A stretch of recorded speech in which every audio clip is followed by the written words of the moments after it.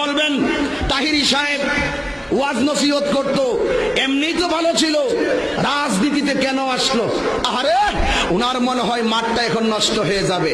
I don't care. আমার সংগ্রাম হলো আহলে বায়াতের চেতনায় কথা বল।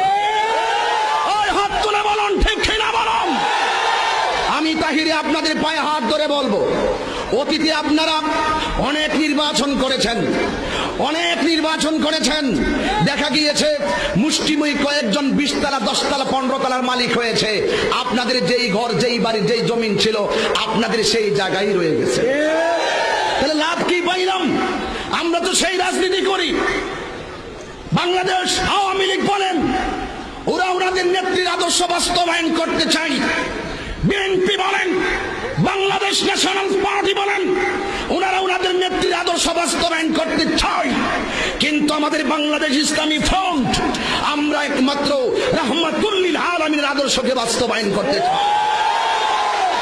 আপনাদের কাছে শেষ মেসেজ।